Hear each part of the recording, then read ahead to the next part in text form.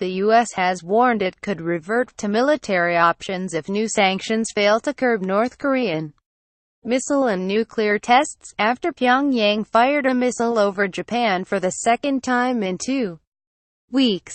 The U.S. ambassador to the UN, Nikki Haley, and the National Security Advisor, HR McMaster, told reporters that the latest set of UN sanctions, imposed earlier this week after North Korea's 6th nuclear test, would need time to take effect, but they suggested that after that, the U.S.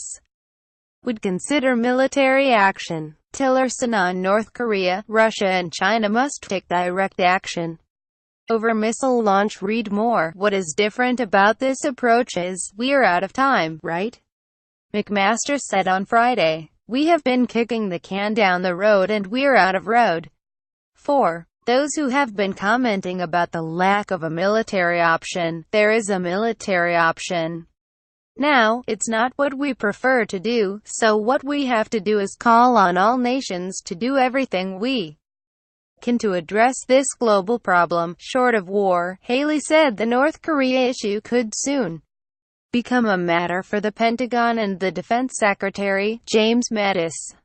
We try to push through as many diplomatic options that we can, the ambassador said, but she noted that Monday's UN Security Council sanctions, which capped petrol and oil exports to the regime and banned textile imports, had not deterred Pyongyang from launching a second intermediate-range ballistic missile in 2 weeks over Japanese territory and into the Pacific.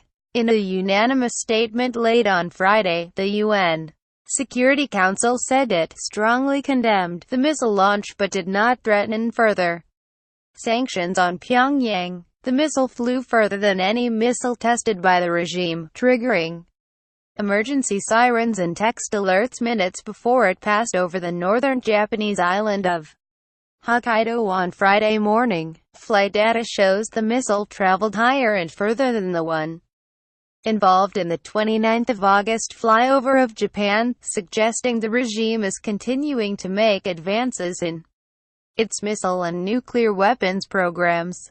A UN Security Council session was called on Friday to address North Korean defiance, but Haley said there was little more that UN measures could do to change Pyongyang's behavior. Latest North Korea missile test ends South's talk of engagement. Read more. It will take a little bit of time, but it has already started to take effect, she said.